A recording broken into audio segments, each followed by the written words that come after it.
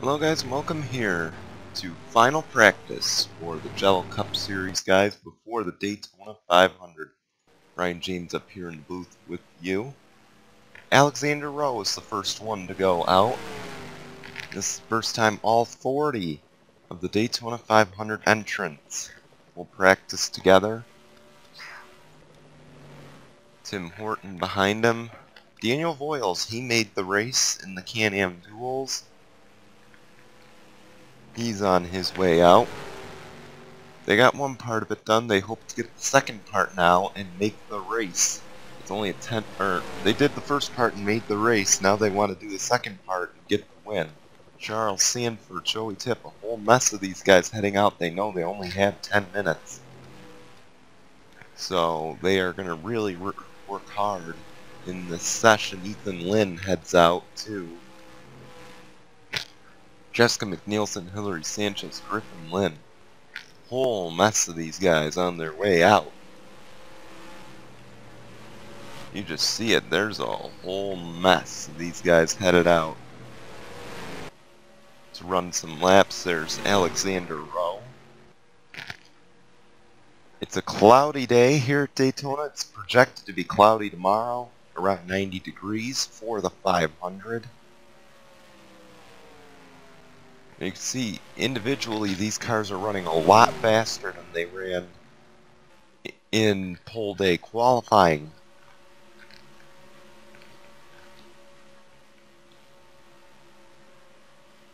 And there we go, the 22 and the 14 have caught each other. And a 48.790 on the first lap for Alexander Rowe.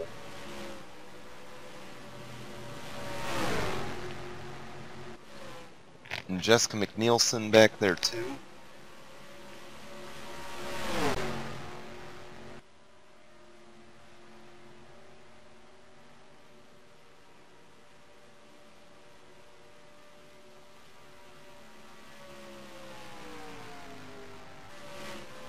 Here we go, they're side by side. This is not going to work. Dead ahead is Kevin McHugh in the number 11. They can probably get a pack going.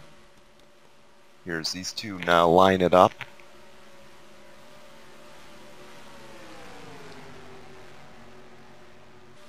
Up to fourth for Alexander Rowe. Angel Navarro, he's currently second on the boards. Let's see the leaderboard now, and currently your fastest, your defending series champion, and that won't last long. Stephen Thompson to the top of the board. The individual team, or the one-car team this season.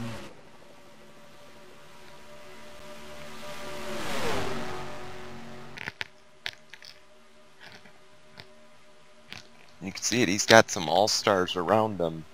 That should help. As now Eric Faden goes to the top of the boards. The defending Daytona 500 winner. Now third on the boards. He wants to repeat and be the only guy to ever win the Jello Cup Series Daytona 500.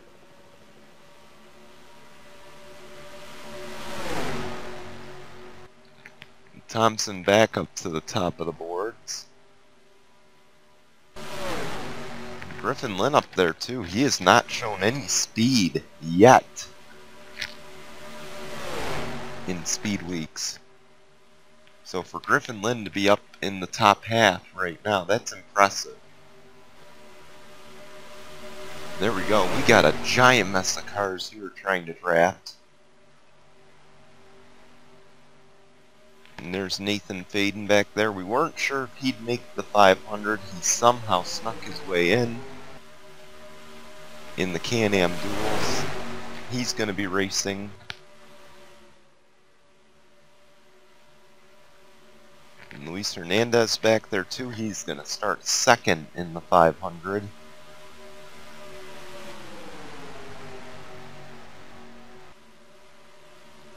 Nathan Faden goes to second now as you see Joshua Scully cutting across the racetrack.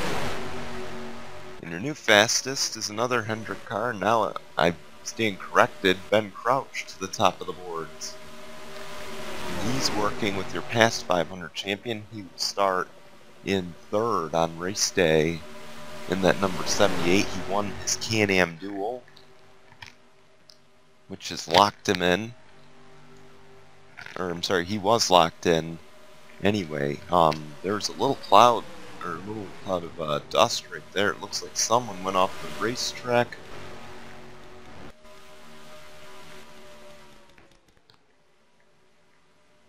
And something happened with the 78.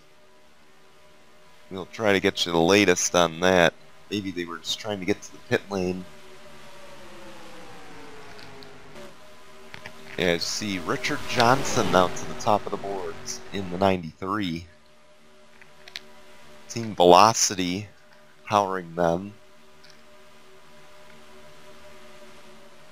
He had a okay season last season. Looking to improve on that this season. See him make the cut down low.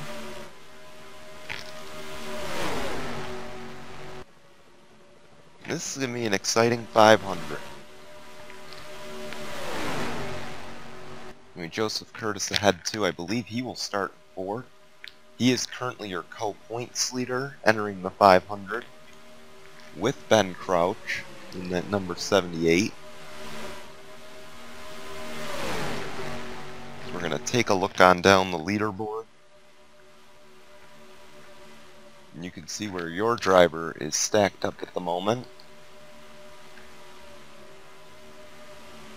And Thomas E. Lucer is currently the slowest at the moment with a 47.865. For that team, they're going to have some work to do before the Great American Race. Maybe just trying to stay out of trouble could be my guess. See, they are catching a pack dead ahead.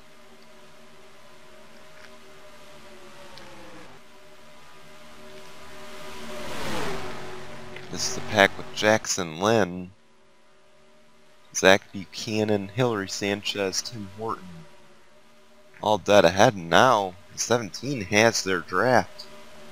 And you can see he's trying to catch the draft with a 15 ahead. With 2 minutes left, they're going to try and improve their speeds. And here we go, they've caught him.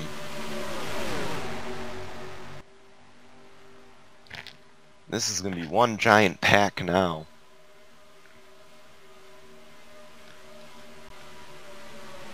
Maybe they're right now just trying to figure out who they want to be their partner on race day.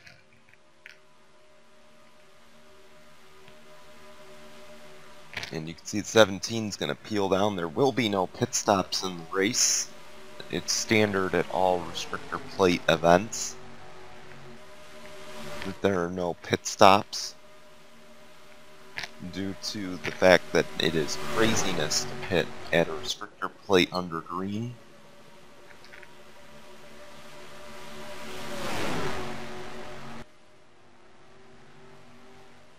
We're coming to the end of the session.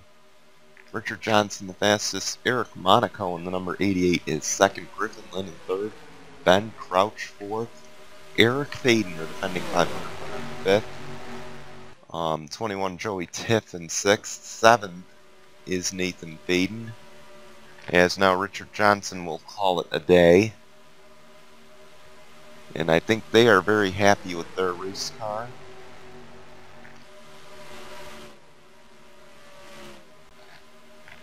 See, Eric Monaco is back in this draft. Currently in 2nd. Hillary Sanchez back there too. She had to race her way in. And a little late jump there for Joey Tiff. He'll move to 3rd on the board.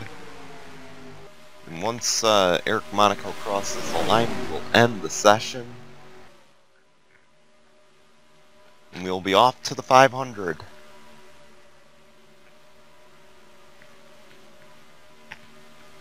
Coming to the line.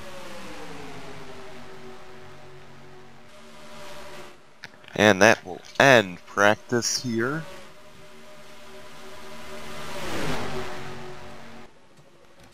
So Richard Johnson ends the session on top, the only one to reach the 46.20 mark. Eric Monaco in second, Joey Tipp in third, Griffin Lynn fourth, Ben Crouch fifth.